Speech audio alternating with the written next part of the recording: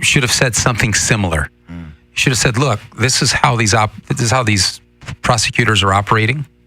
It's not just this guy. There's a trend across the nation because this has national implications, right? The 2024 presidential race. This type of prejudicing of a prosecutorial office and prosecutorial abuse is a national problem. This guy is weaponizing his office to go after really sort of the chief contender to Biden, which is President Trump. I think that kind of humility from DeSantis, I think, would have been appropriate. I wish he would have said something to that effect and said, look, there is a long history of unfairly sort of weaponizing and borderline illegally weaponizing political offices to go after this president, and I'm not going to be part of it in that regard. So if they're expecting me to extradite President Trump, good luck. I'm not going to do it. I think this whole thing's full of crap. I'm not going to have any part of it. If he would have said that, I think you would have seen the flip in the polls. Yeah. And I think it would have been appropriate. It wouldn't have been grandstanding anyway. It would have been an appropriate response given the history of weaponization against Trump. DeSantis ought to be protecting Trump because in the end, he's really protecting himself. And Trump actually made that point. This is why Trump did say that point. You're right. This is why I give Senator Cruz credit. Yeah. This is why I give him credit. Look, it's a tough deal. I mean, Trump has personally gone against, said things about him that are just inappropriate. And they're irritating. And he's a human. I get all that. But then for me, then say something back. You can distinguish the two. I mean, look, there's people that were tremendously unfair to me, but I'm going to call that part out, and I'm going to call truth on something else. You want the credibility to stay on your side. I think DeSantis two things can be true at the same time. He could call Trump out for the stupid crap he said about him, and then he could also call out the government for doing what they're doing. Yep. Look, this is a trend. I mean, one thing that we didn't get a chance to speak about on the show, we may speak about it on the after show, so join us if you want to hear about this, the Proud Boy trial and the motion that their defense counsel has put forward on an paid FBI informant infiltrating the defense team. That's unheard of. That is, when you talk about insane and our system is in huge trouble if that becomes the norm, you're talking about right to counsel, right to a defense. You're talking about crapping on the Constitution. You've got to get there the right way. You can, because that is true communism. When you can infiltrate and there's no private conversations with your lawyer, your strategy, and you're paying people to go in there and infiltrate the defense. That's another issue that we'll talk about after maybe. No, but it's relevant because you're talking about individuals who will do whatever it takes. This is the point. And I think voters they want confidence in a conservative leader that understands the battlefield, that understands exactly what he's dealing with, and isn't beholden to the donor class. And I think whether we like it or not, the MAGA conservatives, if you will, which is a significant portion of the conservative base, they're tethered to Trump. They trust Trump. How's DeSantis going to win them back from Trump to him? It's not going to happen. It isn't. And this kind of stuff, I think, is sort of skating on defending Trump when he should have. I don't think it's going to help him at all. And so, where do we go to from here? What do you think? What do you think DeSantis' strategy is going to be here at this point? I don't know. He hasn't even hinted on the fact that he's going to run. He has to run. He has to run. What else is he going to do? I think on paper, Karen. Paper, what is he going to do? He's got to. But this is not the time you want to do it. Increasingly more like he's going to run, though. But think about it. He's doing a book tour. He's lost 20 pounds. He's doing this. He's talking all over the place.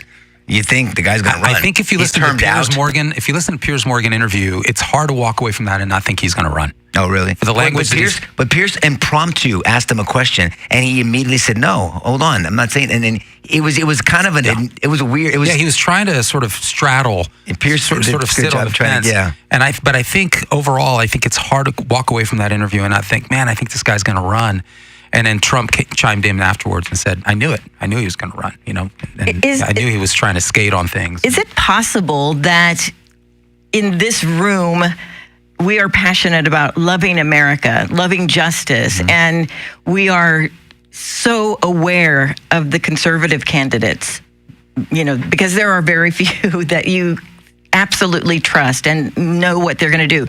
Is it possible that the masses in America just don't know DeSantis yet? Is that possible that he is not in showing up in the polls because they don't know his name? Because can't imagine. everyone knows Trump, whether you love him, hate him. I mean, he was on television, The Apprentice, and so it's. Well, he was a president. But I mean, Exactly. I mean, DeSantis has garnered national attention multiple times. If you keep up with things. But anybody that's going to make this distinction, because I think if you're not paying attention, you hear what the media says about Trump, you're probably not going to like him.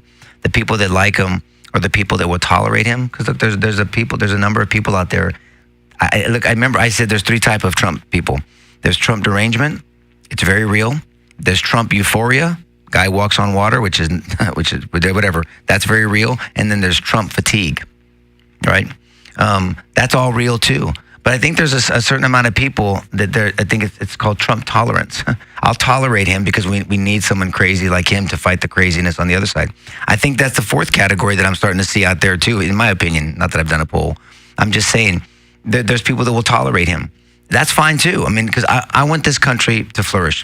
I want more conversations of people that disagree and learn how to disagree. I don't want to see a federal judge screamed at and yelled and talked down at a law school or at any university, and then the dean of students doesn't do the right thing and support them, the speaker. Horrible. I want people to encourage a differing of opinions. I want a justice system that truly has the representative of it, the lady justice, wearing a blindfold and it stays on. I want people to do the right thing. I want to make sure that we have this definition of good and bad, and bad and evil and good to stay the same. So, because then we're working off different rule books. You're never going to have unity in this country. It's not going to be United States. It's going to be divided states. And that's what we have right now. I don't want to see China and Iran and Russia all putting deals together. Where do you think that goes for us? I mean, this is not a good thing. I'm not a doom and gloom dude. I'm going to analyze evidence, come up with a plan to counter it, make the appeal, and then people can make decisions, and we have to deal with those decisions. But I mean, look, guys, if you want to continue this conversation with us, I mean, Karen, I guess to get them out here, we're going to be on Facebook Live. Yes. And the after show. Yes. Please join us on Facebook Live. We'd love to have you. We're going to pick up, I think, the border conversation, maybe the Proud Boys. And then for those of you that joined us, please hope to see you or hear from you, or you hear from us next week. God bless you. The preceding show was paid for by the LaHood Norton Law Group. The views and opinions expressed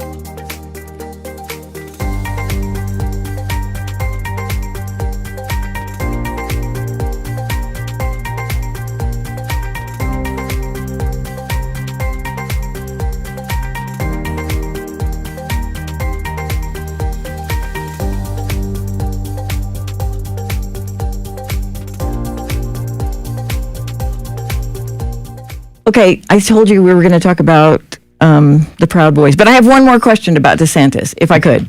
One more. So, Are you a DeSantis yes. groupie? You know what? I thought I might be, but I'm starting to not be a groupie of his. Well, then let's interview you. Why? Well, No. I don't like fence sitters. I just don't. And him playing it safe with Trump, it made me sad, because even when you were talking about it, Nico, you became passionate. If somebody's going to do this to Trump, they're going to do it to DeSantis. They're going to do it to, well, if that's going to happen to you, then you should be passionate about it. Sure. And when he was not passionate about possible wrongdoings, even if Trump has called him names and everything else, he should know that it's going to happen to him if he runs for president. But I guess not only that, I still am so confused about anybody thinking that a Democrat is going to vote for DeSantis as the candidate. Because, yes, there are the MAGA people, because they, in my mind, and maybe I'm, stereotyping them, if you're for Biden and if you're one of the Democrats, whatever that means these days, you're going to stick with whatever candidate that is in office. And I have talked to several Democrats in my office, and they will continually back Biden. So for anybody to no matter what. Well, they won't back Trump then, for sure. Never. But what I think the argument is that DeSantis converted a lot of Democrats in Florida because they saw his policies were blessing them, that Florida stood out from other states, and that traditionally Democrat-carried counties went for DeSantis. I mean, that's not policies. This is he won them over. So the argument is that he can do that nationally, or at least make that appeal. That look, your fellow Democrats in Florida are benefiting from my ideas. The country can too, and let me do it for you. That's just my 2 cents. I think that's the argument. So I think the Democrats that don't, the people that are passionate, that are all in, they're not voting for Trump on the other side. Right. There's a people that are, but I think there's a tolerance out there that people will maybe do it. But there's also, does the tolerant people, the people like, man, he's crazy as hell, but we need his crazy ass. This is ridiculous. Joe Rogan maybe. But then what about the people that are fatigued? Now, are they so fatigued that they're going to vote for Biden again? I can't imagine that. But they may vote for DeSantis. And then what happens if DeSantis and Trump go through a hard campaign? If they're not going to reunite, then neither one of them are going to win. I know. I know. This is an exercise that's wasted if people cannot put country over themselves. And it's not easy. I'm telling you, it's not easy until you've been there. Especially now. Yeah. Especially now, because we're so divided. But Trump makes it so personal. That's the problem. I want to quote Trump in response to that. Ron DeSanctimonious will probably find out about false accusations and fake stories sometime in the future. As he gets older, wiser, and better known, when he's unfairly and illegally attacked by a woman, even classmates that are, quote, underage or possibly a man, he said, ! I'm sure he will want, and this is the interesting line. He's saying he's got this crap. I'm sure he will want to fight these misfits just like I do. And I think that's actually a pretty good. But that doesn't bother me as much as the stupid name calling. I like this better to me, because this is saying, hey, guy, if I know it, you don't think they know it? But he started with a name. So, I can't stand that crap. I don't think that does anything. It doesn't for me. And I don't think it works for anybody other than Trump. I can't believe I'm saying this, but I think people almost expect it of Trump now. I agree with you on that. And I think that works for him, I guess. I think there's some questions about whether it works with everybody. We'll find out. But I think that's true. I'm sure he'll want to fight these misfits just like I do. Trump is explaining there that this is a battle that Ron isn't ready for. Yeah. And that it's a huge leap to go from Florida to the national battlefield. And Trump is reminding everybody, and I think this is where your original question is, Trump's a known entity. People know what they're getting. They're comfortable with that, right? But they're also comfortable that Trump's going to go where it's uncomfortable. He's gonna go there. He's gonna raise these issues. The man is fearless, and we need somebody. He needs to be the battering ram that we need him to be. On the other hand, I think people are worried that DeSantis is the battering ram for the Bush Rove class, the Paul Ryan class. Yeah. Because I think they're wondering, where the hell's DeSantis going to get his money? And let's just be honest, there's a lot of money waiting on the wings coming from that camp in support of DeSantis because they despise Trump. There's a perception, right, wrong, or indifferent, that at the end of the day, DeSantis is going to have to compromise his ideals that he pushed in Florida, again, in a largely friendly climate. But when DeSantis is out in the cold and doesn't have that friendly climate, he's going to need all the help he can get. Yeah. And there's going to be Paul Ryan and Karl Rove and the Bushies waiting to embrace him at a dear cost that the taxpayers are simply not wanting him to make and actually are not trusting him to resist. You think the Bushes are that influential anymore? I mean, Daddy well, it's Bush a wing. passed It's a on. mindset. I think I should be fair. Yeah, I mean, okay, it's better, I think you're right. I think they're Jeb, deplored. what the hell is that guy To doing? use an overused word. What the hell's he doing? I mean, Jeb! Exclamation point. Well, I don't know what that. Crying. Nikki. Yeah. Well, I don't know what that means. I just don't know.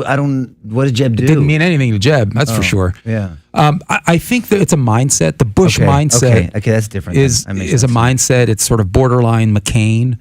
It's really the personification of rhino conservatism. Yeah. Well, on the social issues, are these guys really willing to fight? In other words, the traditional core conservatives that we believe gave America its moral character, are these guys really willing to go to the mat? And the answer is no. They're not. You know, I sense that we're kind of in a divide, maybe not to this extreme, but what Abe Lincoln was dealing with slavery issue. I mean, we're that kind of divide in this country. I mean, you're talking about completely different mindsets of what's definitions of good and evil.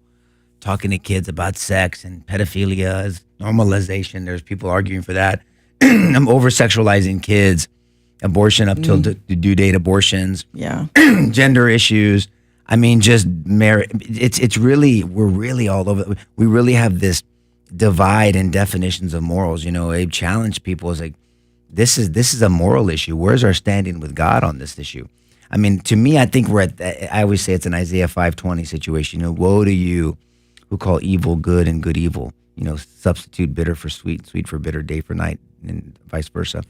I mean, I believe, I sense, I mean, being involved at least in the local justice system, and you're seeing what's going on. People are trying to get kidnapped every other day, even in Stone Oak area here.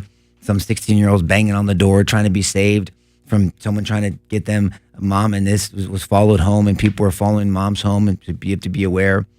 I mean, I mean, you've got to be prepared. I mean, you've got to be ready. So what's happening in schools? I mean, so it's just an interesting, I worry about the country. I do. I mean, I think that people can turn around. There's a real hunger, I think, for people wanting direction. You know, George and I were talking about this. I got an opportunity to speak at CBC on Monday to 1,300 men. I saw it was it interesting. Man. It was online, really man. neat. It was a wonderful. So Pastor Ed Newton, thank you very much, and CBC or the church for asking me to do that. But what we saw there, because George was there, and we saw this hunger. There was a hunger, and you talk about it was beautiful to see that crowd. I'm looking at 1,300 men plus, True. and old and young, and every flavor, every skin color, every ethnicity.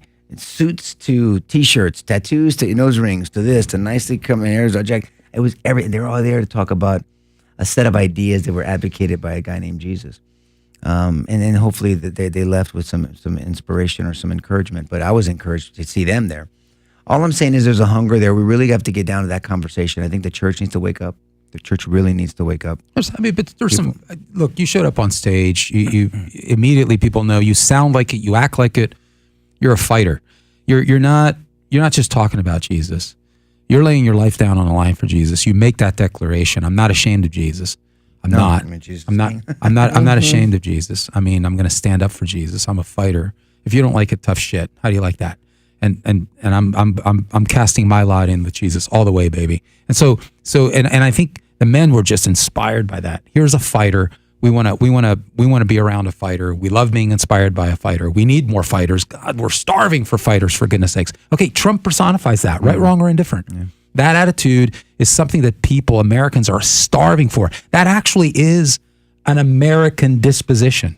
Americans are fighters. It used to be. We're Right. The individual spirit, the entrepreneurial spirit, the willingness to take risks, not stupid risks, but willingness to take risks, to defend the innocent at all costs. Those are the ideals. I'm not saying we haven't fallen short of those ideals. We surely have fallen short of those ideals. But that's ingrained in our DNA. That's the frontier. That's what's really in our DNA. And that is, Obama said racism's in our DNA. That's a crock of shit. What's in our DNA is the desire to maximize the individual, to help people, create an environment where the individual can flourish. You know, the individual that God created can pursue all of his talents, create all the opportunities possible to help that individual maximize his potential. That's American. And to be willing to face any risks to get you there. And better individuals make better societies. Really? Yeah, right? And that's what a great point. That's just sort of dying today. I mean, if people are sick of it. George, if you look at the frontier, think about the frontier and discovering America. I mean, talk about risk. People put everything on the line. And you look at Plymouth versus Jamestown. We've talked about that before when we talked about Thanksgiving. Completely different mindsets. I mean, Plymouth is our foundation, is our DNA, not Jamestown. I mean, so you have completely different narratives. And it's a deception and it's an indoctrination in our children. Kids are coming back different. I hear horror stories of parents saying, I don't know my kid anymore. I mean, you've got to be a fighter so that you've got to get involved. I'm not saying, I mean, George has 4 children. I have 4 children. You know, life is tough.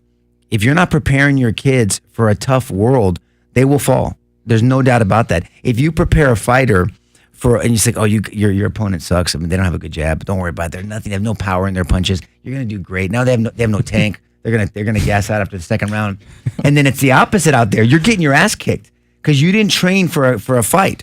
You thought you were getting into a sparring match, and it's a fight for your life. You're gonna get your ass kicked. And so, I mean, we've got to. How do you do that? How do you start a child up, as Proverbs 22 says, in the way they will go? So when they get older, it doesn't mean that they won't sway from it, but they won't break from it. They will not depart from it. Well, that's you can't do it, in my opinion, without the Holy Spirit. But it's an experiment. It really is. Parenting, is it not, Karen? An experiment. Your laboratories in your home. You think the experiment's going to hell in a handbasket. You're like, all right, I suck at this shit, and this experiment's going bad. And then you hear a report out there, and you say, hey, you know what? Your kids, when they're out, it's like, oh, and you sit back and you have that. I guess this stuff does work. Did I do that? Parenting stuff does work if you follow the rules of engagement that God sets forward, in my opinion. So I think we're in this battle for the moral compass of our country. We really are. And again, there's a people out there that look. I think we need someone like Trump. I'm just going to say it. I just do. I don't care for him much. He irritates me. Sometimes I think like, oh, he seems like a nice guy. I mean, he seems reasonable, and then it's like, man, 20 minutes later, gosh, this guy's bipolar. I mean, he can't control himself, and he's so arrogant. I can't stand arrogant. It is a conundrum. He seems to have. But we still, to your point, we need get his ass, get his orange face and his fuck. I think that's the conundrum. And get him in a battering ram. Get him in there. It's like you almost feel like you're schizophrenic. You almost feel like you're schizophrenic because it's like, wait a minute. I just sat here and the guy seems to have an enormous capacity for grace. I mean, look at how his kids talk about him. Like he is just. They adore him. I mean, I don't even have the words. I mean, they speak very. People that know him. Again, the most investigated guy on the face of the earth, it seems to me. It's really weird. Where are the droves of employees over 50 years that hate this guy 100%. for being a quintessential racist or a misogynist or a bigot? They're just not there. They're not there. You'd think that you'd be at least find one. I mean, come on. The statistics are in your favor.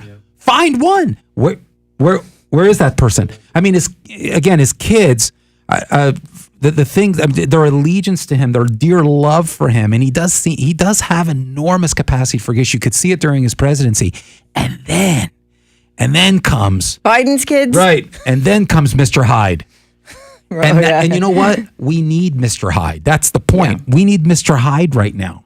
Say what you want. We have a cult that's driving this country off a ledge into a communist shithole. Yeah. Okay. And we got to have somebody who's willing to play and fight in the dirt. Okay. And beat them. We do. We need that individual. And we know that Trump's been tried and tested.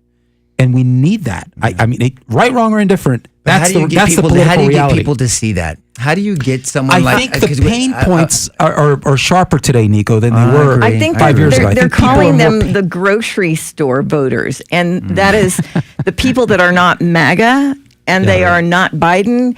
They just go into the grocery store and cannot buy a dozen eggs and a pound of bacon for... Those are the pain point voters. Yeah. That's the pain. Exactly right, Karen. I think people are feeling the consequences of voting like a dipshit for a dipshit, like a dipshit. And now they're like, holy crap. What do we always say? This issue's on my front porch now, man. And I need some help. I gotta get an exterminator. And who's that going to be? How come it didn't reflect in the midterms? Well, we talked about that. That's a deep conversation. Because of the Roe v. Wade thing, is that why? What do you mean?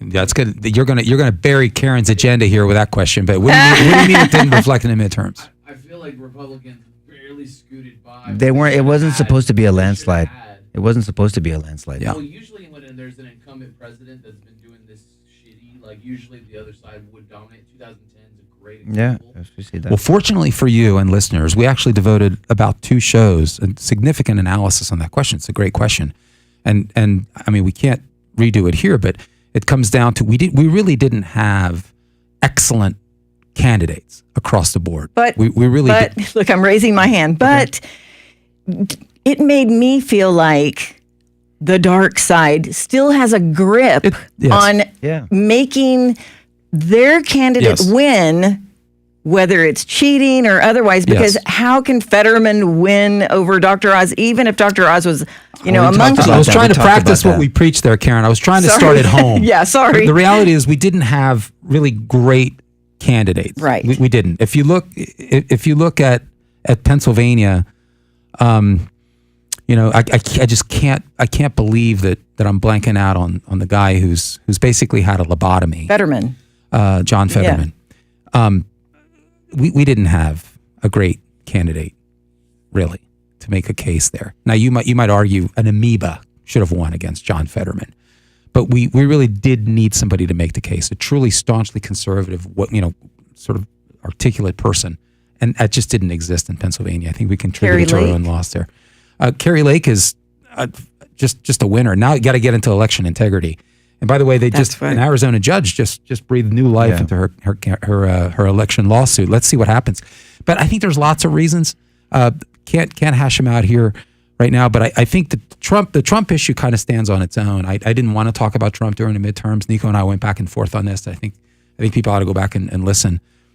People start saying, well, these were Trump endorsed candidates and that's why they lost. I don't think I don't think it has anything to do with that. Yeah, I think it's the same problem that the church has, a similar problem that the church has, of not being able to properly handle the truth and not being able to explain what a conservative means. What does it mean to be a conservative? To hold things together, right? We've said that before on the show. What are you trying to hold together? The ideals of this country, life, liberty, and pursuit of happiness. What do those mean? We can dissect those, and we have in the show before. And how does it look like when you try to preserve life, liberty, and the pursuit of happiness?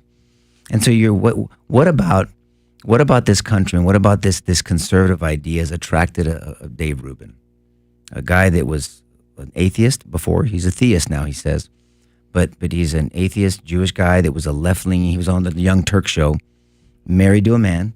He lives a gay, homosexual lifestyle, which I'm a big fan of his, by the way. I mean, I like his product. I mean, he's good. Dave Rubin's good. We can disagree on certain things, but then you understand that we live in a country where you can disagree. God's a gentleman. You have free agency to make choices in life. But what brought him over? What brought a Russell Brand over? That guy's a champion for freedom. I mean, what has made and encouraged a Bill Maher to, even though he says I'll never vote for Trump over Biden, but man, you're sure pushing a lot of people to Trump over Biden if you really think about what you're arguing and what you're criticizing of the left. Yeah. What about what's happened in our country that brought Joe Rogan to say I'll vote for Trump over Biden? And he was a Bernie Sanders dude.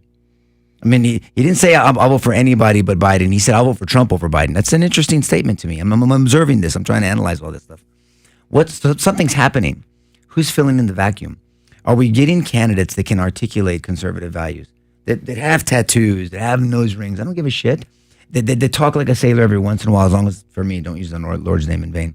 But but they can just relate to people. Do we have candidates that are relatable? That it's nothing goofy about being a conservative. I like freedom. I want you to be able to open up a business, and I want you to thrive in that business. And I don't want the government to come in and tell you how to run your business. I want to give the government limited, fair, but limited money so they can do what the government's supposed to do. And what's the government supposed to do? Keep our borders safe so nobody comes and takes your shit. Then make sure you don't get killed in the street. In San Francisco, New York, all these places where there's total mayhem and it's a wild, wild west in Gotham City. Make sure the interstate commerce can happen so you can thrive that business and take it from San Antonio to Houston and Dallas to Illinois to wherever you want to go from there. So interstate, that's all the government's supposed to do. Nothing more than that. To go back to our basics, as we say, and to understand what this country, the experiment, this country. Why can't people just articulate that stuff? That we don't. We'll get a goofy candidate that learns a couple of sound bites, is a little stiff, got something stuck up his or her ass, and then they can't relate to people. And then we you're not conservative enough, you're not this enough. Some dumb dick said, "Oh, this guy's a rhino for me," or whatever online, which it makes me laugh. And it's like, you're an idiot. You're in your underwear typing on your phone or whatever you're doing, thinking you're championing the cause, and nobody, you're just whatever. I feel sorry for you. Want to talk? Come talk to me. So all that to say is, we got to be more practical. We have to be strategists. We have to mean them appreciate it. Every time I see the cookie people the people selling the cookies, the little Girl Scouts. If I have the time, I stop and I say, "Give me the pitch. Why are you selling these?" Well, this is what we do. Good for you. I'm going to buy. Keep your cookies. Those poor kids. Those poor girls. God bless them. Right. They're out there trying. What are you teaching your kids? Are you training your boys to be dangerous? Your children and my daughters, by the way. People should be dangerous but not acted all the time. You're formidable. If someone's dangerous, you're formidable. Do we have temperance? Do we have grace? Do we care about people? Do we see value in people? If I see a stranger, do I think to myself, God, that's an image bearer. That person has the Imago Dei on them. Or do I think, who gives a shit about that person? I got to go run to a store. We have to change the way we think. And the church has the same problem. And we saw that hunger on Monday, that men are starving for a genuine, authentic relationship with Jesus, with someone that's outside of this bullshit in this world, outside of time, space, and matter, and says, what is my purpose in life? What am I doing here? Am I going along to get along? Another day, another dollar? What a crappy way to live life. I think it gets there, George, to me, from the conservative. I won't even forget Republicans and Democrats. Just what are we trying to conserve? I like to talk about ideas because ideas have consequences. What set of ideas are we making a pitch for to people? And do we have the right people making it? That's just what I think. Yeah, that's right. I don't know how I add to that, but I guess I would say that it ultimately comes down to the transformation of a person from the inside out. And because technically everything we talk about in here, we talk about, how do we talk about what someone has done recently who is influencing the narrative nationally, sort of the national discourse. We're always, I fear that we talk a lot about symptoms, right? And we're not talking enough about how to change a human being from the inside out. And the only solution for that is Jesus. And it's ultimately a spiritual solution to the problems of this country. The founders knew that, which is why they tethered our philosophy and the Declaration of Independence and the Constitution of the United States. They tethered it on a moral claim. There is a creator. We're accountable to that creator. We're accountable for ourselves. We're responsible not for, but to our neighbor. And because that creator holds me and holds my neighbor accountable, because we are all image bearers, right? We mediate God's presence on earth. And so it started with a very simple proposition. And then you build a philosophical and you build a legal infrastructure on that basic proposition that we're not just here taking up space. There's something more significant, something that transcends us, as you said, transcends time and space and matter. And that at the end of the day, I'm going to have to give an account. And we don't think like that. We don't talk like that. We've largely lost that tether. We've largely lost that foundation. And so I'm afraid that we're constantly going to be playing whack-a-mole with our politics until we get down to that level. It's always going to be something new's always going to pop up. And so, yeah, Trump isn't the solution. There is no human solution to this. There isn't. True. Trump is a battering ram right now, and it'll give us a feel good. But he's not the solution to this. The people are the solution to this is the transformation of the inner man. That's right. That's the solution, and that can only come through a living, breathing, eternal relationship with Jesus Christ. George talks about these things. Period. It's so important. We've talked about it when we have these inalienable rights. Think about that. Whether people like it or not, what did our founding fathers mean by that? They're inalienable. They're inseparable. We have these inalienable rights endowed, given, bestowed on us is a word that you can use by our Creator, not by a creator, by our Creator. Saying this is what we think in the United States. This is kind of our mission statement. You have inalienable rights, and these are the rights: life, liberty, and pursuit of happiness. You can hang out there with kids and with people today and dissect what that means and peel the onion back and dig into that and how does that play out in your community. And that plays out to everybody. And then in that, and George Washington warned against political parties, by the way, said it would be divisive and divide our country. He was right. And because he didn't have political parties back then, right? George is our historian here locally. And so Loosely. They were, but they weren't formalized, and it wasn't the same because it's like, okay, here are my ideas, here are your ideas. Forget about labeling them. When you label ideas, and wait a minute, is that my label? Let me check my card. Oh, There's the divide. that's the divide. Right. You got the wrong label. Yep. I can't stand that. And so that's called tribalism, Karen. Yep. It's called tribalism. And the only time, if we had a foreign country coming in like with 9/11, nobody talked about Republicans and Democrats. I hate that. I don't want that. I don't want us to implode from in, and that's why China and everything else, everybody's looking at us, watching us implode. They're laughing at us. They're like, hey, we don't have to shoot a rocket. Let them just eat themselves up. Look at the idiots. And so we really got to get that deep into a discussion. That's why George and I have always advocated for a while now that the church needs to be more involved. Parents need to be more involved. You need to question why you believe what you believe. What does that mean? I challenged them in on Monday. I said, why are you a Christian? Answer that question. Why? I mean, because your parents were, because of that. Why are you a Christian, number one? Number two, what does that mean? It's got to mean something. How does that play out in your life? And so why are you a conservative, and what does that mean? You can ask that question. Why are you a progressive, and what does that mean? Why are you an atheist, and what does that mean? And so that's where we need to hang out, I think. And like I said, Trump is not the answer. Trump is really just a Band-Aid remover, a scab remover, just really exposed to the real problem in our country. In my mind, I'm hearing Salo's voice to say, stay at 30 minutes. No, he wouldn't say that. He'd say, stay at 30 minutes. But 30 minutes. 32 minutes now. Why does he sound like Speedy Gonzalez? Why did I make Salo sound like Speedy Gonzalez? He sounds Am I exactly racist? like that. Can a Mexican be racist against another Mexican? But Stay at 30 minutes. I want to say that every single week I learn something from both of you guys, and that's why I love coming back every week. And so what I learned Thank you. today. You're welcome next week. Okay. What I want to learn today is, am I a dumb dick for not talking about the Proud Boys or the border? I learned something from you today, Nico. Thank you. I don't know if I used a compliment or a cut down, but I'll take both of them. So we didn't get to talk about the things we wanted to talk about. He just takes this and What say it is right. it? Stay at 30 minutes, putos. Okay, sorry, Salo. I guess he's watching. Yeah, time for that text. Yeah.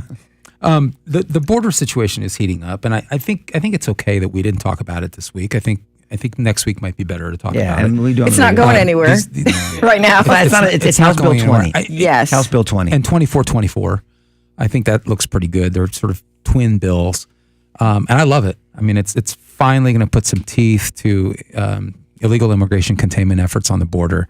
I really hope that this actually happens. That you end up with this border security unit or border protection unit, the BPU. These are individuals who are former law enforcement individuals. They'll be hired and funded by the state of Texas, and that'll be their job. Their job is to make sure that we deter immigration right at the border. Yeah, and we need to dissect that because what happens, what authority do they have? You can deputize citizens. I don't think that should be your first choice, but unless they're doing some maybe non-law enforcement role. But then what happens if somebody doesn't comply with you? I mean, it's a third-degree felony. What happens? Where are you going to go? How's it going to play out? Right. I think it's needed. It's going to hit opposition.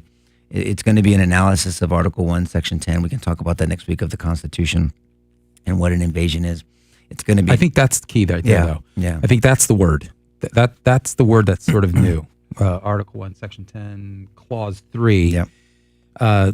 is this in fact an invasion? And they're building the whole bill and building the whole legal case And for they're using, terminology. on the notion that in fact we have an invasion here, and constitutionally, the state has every constitutional right to mount a force against it, because in fact the federal government has left a vacuum in its wake. So I think that's something, but it's working its way through the system. So I think it's appropriate that we can defer on that, but it is something to keep an eye out for.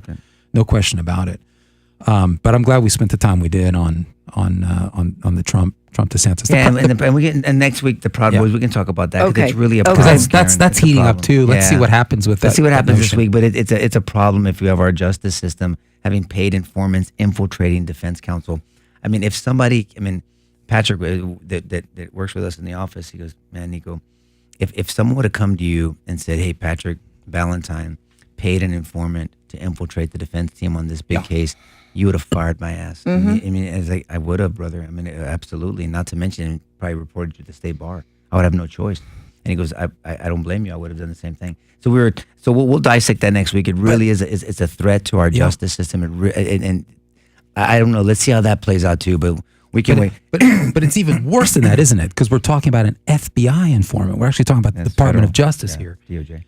That's beyond crazy. This is the kind of stuff that I think Trump is most saliently aware of right now. The nature of the enemy. It's that personal. we actually have a government that is doing whatever it takes to hold on to power. And if you think this is just the beginning, we at some point we got to continue this analysis of, okay, let's say Trump is the nominee. Do you really think that there's a snowball's chance in hell that these guys are going to let him anywhere near the White House? That's what I'm worried about, Nico. I'm worried that their stranglehold on power is so addictive to them. I don't think can you imagine a world where Joe Biden's regime can actually let go of this kind of power? I honestly, people need to stop and think in those terms. I don't believe that they will actually concede under any circumstances. They will not let Trump. They'll do everything they possibly can to keep him away from the White House. Americans need to be thinking about that because that's reality. This isn't a normal electoral season. This is why we talk about the scary thought. It is so scary. Yeah, Karen, that's a bit. So if you're a prayerful person, you pray and do something. Don't just pray. You got to pray and do something. David did not take off Goliath's head by praying it off.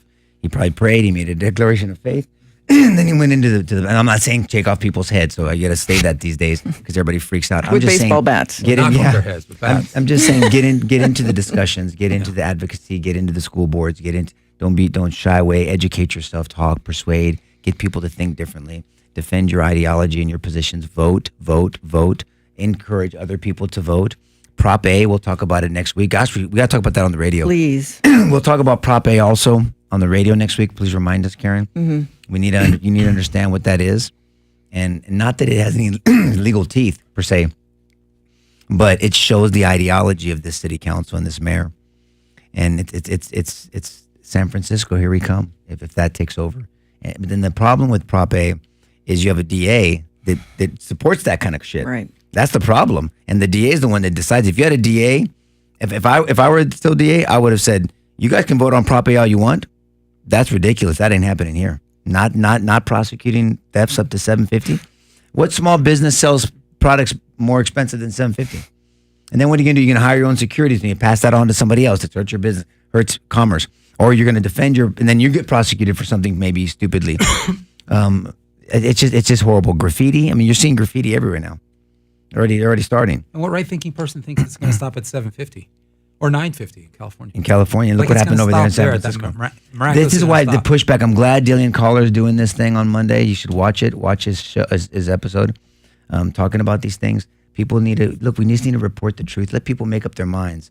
Try to have conversations, persuade them, but report the truth. Talk about what the truth is. Don't skew it. Don't be tribalistic, because your tribe might be wrong, and when your tribe is wrong, say they're wrong.